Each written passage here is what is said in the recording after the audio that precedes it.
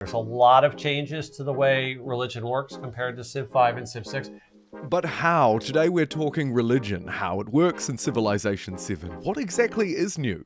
The role of combat, military, and victory through religion and faith, as well as some new civilizations that are uniquely placed to take advantage of religion in Civilization 7. Like most, our religious journey begins very early on, starting with the Pantheons and the Antiquity age, where, after researching the civic mysticism, you'll unlock the ability to found a Pantheon, where you'll choose one belief from this list. Generally, they focus in on either providing yield on tile or on the altar. This is the religious building for the first age. You'll notice many of these benefits are strong. You might also notice that this civ can pick 2 of them, and that's because there is but one religious civ really in the first age, Moria India, who have the unique ability to add an additional Pantheon belief. Speaking of beliefs, let's move through now and focus on the actual religion itself in the Age of Exploration, age number 2, where you'll unlock piety, which will be crucial for basically everything. Of course, here you can see, as well as providing a lot of happiness it's required for missionary units, provides a relic slot and will fundamentally pave the way for religion. So every player gets to start one. They're going to get a holy city. That holy city is protected from being converted by other players. So you also can never lose your religion. Correct. But you can certainly be diminished, and the AI we'll see is pretty aggressive about spreading its religion. Absolutely. And so you have to focus on it. And as you hear there, it's going to be fairly important, but also this time around available to all players. As you place down the temple and other religious buildings, perhaps you'll also want to take advantage of the changed adjacency bonuses. This time, these faith buildings do like mountains, though science buildings do not, and everything likes wonders. So placing them near wonders will provide an extra little boost to their happiness yield, which will of course fuel celebration events and allow us to pick up other benefits across the empire.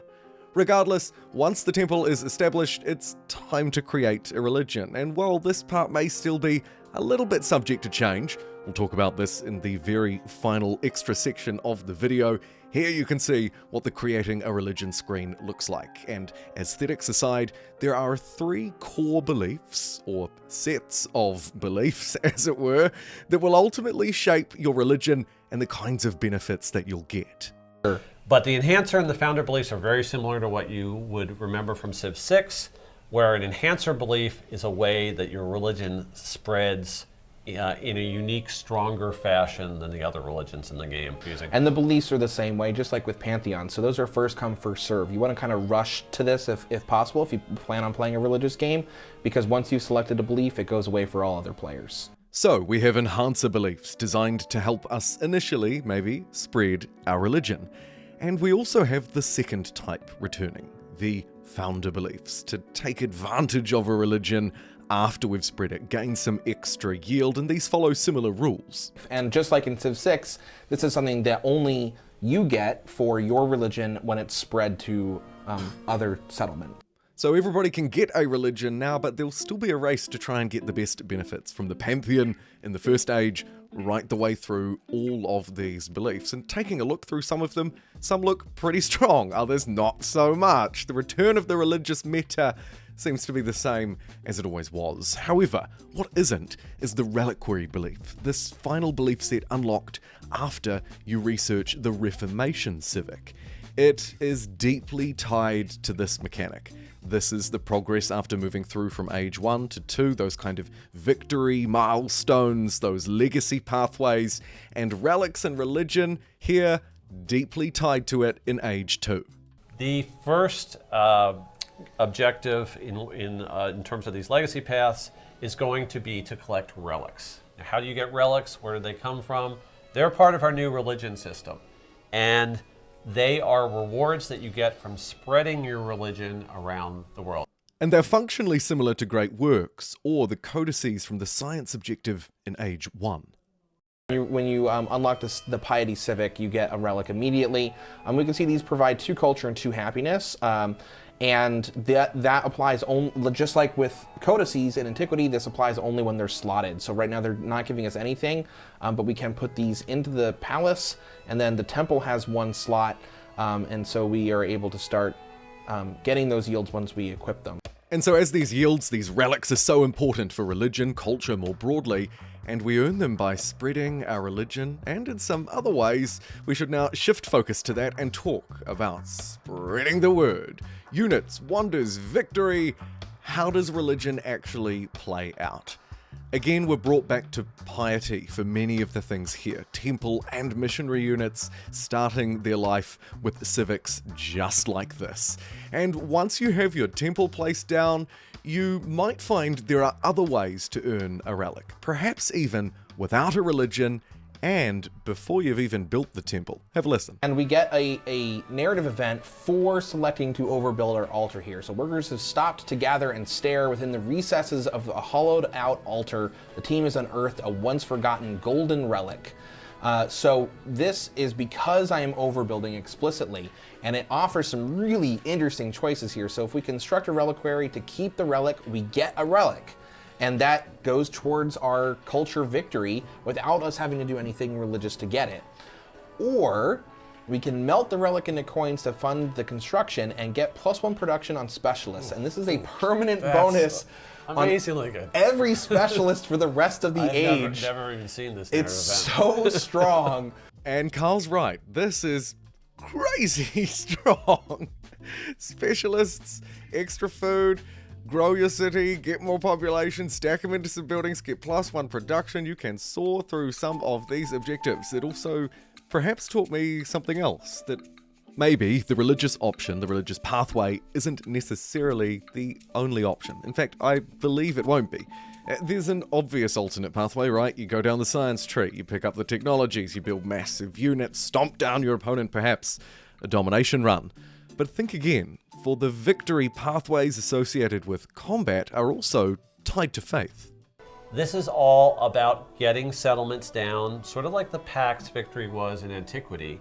You're still going for 12 points, just like you were in Antiquity, but now you get 1 point only if that settlement is in the distant lands. Yeah. And then you can multiply the points from it if it's a conquered settlement or if it's a settlement over in the distant lands that's following your religion. So that makes religion matter for 2 of these legacy paths. Right. Thankfully, of course, the distant lands requirement is only really necessary if you want to get it up to 4 points per settlement. You can get 1 point for just founding a settlement in distant lands. A reminder, that's basically the other continent, the part of the world particularly that you may not be able to get to in the Antiquity Age. You'll also qualify, of course, for 2 points there again if you conquer a settlement. So that militaristic goal's still there, religion not required, but boy could it be helpful. Potentially if you can spread your religion to foreign cities and distant lands, you only need to capture 3 of those worshipping your faith who used to be owned by a foreign empire to completely blow out this objective. That seems very good. Of course, it will require you to spread your religion.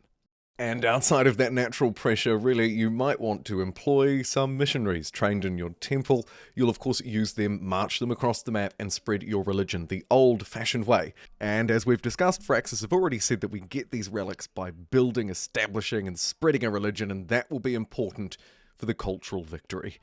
Who is most likely to achieve those milestones, though? Here are some brand new, freshly announced civilizations, the religious leaders of the faithful, starting with Majapahit, modern-day Javanese Indonesian, who we have seen just a little bit of gameplay revealed through a Civilization 7 short. Again, I'll link my sources down below. The crucial thing that we know from the guide here is that they receive a relic whenever they complete a unique quarter, the unique quarter called the Puda. They also quite like happiness adjacency from mountains and wonders on their unique building. Another kind of faith-based element, of course, in Civ 7 more than any other game. And finally, to round them out, I think it's pretty important to mention that they also have a unique missionary unit. They really are probably the most faith-based civilization we've seen announced so far. And they could very well be the most faith-based one in the entire game, given of course that the exploration age is largely where this religious stuff will play out. However, there is another Civ, again recently announced you might like the look of, and this is Inca. Inca makes its triumphant return to Civilization 7. Yet again, a little bit of gameplay from a shared short, I'll show you that on screen. The Incans, starting with their unique infrastructure and units, love that terrace farm, and it returns. A high-yield food tile, and it can only be built on rough land adjacent to an existing mountain.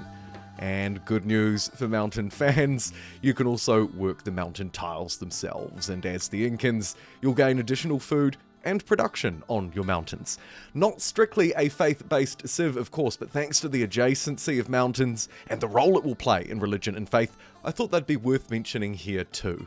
And that brings us almost to the end of this video, if not for some important public service announcements that were given by Firaxis during the stream. And players shouldn't get too locked into exactly how this is set up. This is something we're doing a little bit of a balance pass on right now. I think before the game releases, the exact order and where you unlock these beliefs may change before we ship the game. Sure. So here we do have a whole bunch of religions available. We don't see any custom ones, but I believe those are coming. Those are on the way. We've been testing a prototype version of that. It just wasn't quite ready for the build today. Sure, so the long story short of those announcements is that some stuff here is still to come. They're still tinkering with the ordering, how stuff works. Obviously, the game hasn't came out yet, doesn't release until February.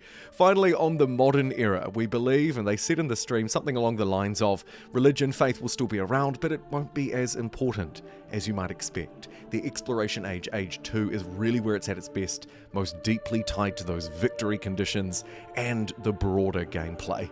Thank you for being here, thank you for subscribing, I'll see you next time.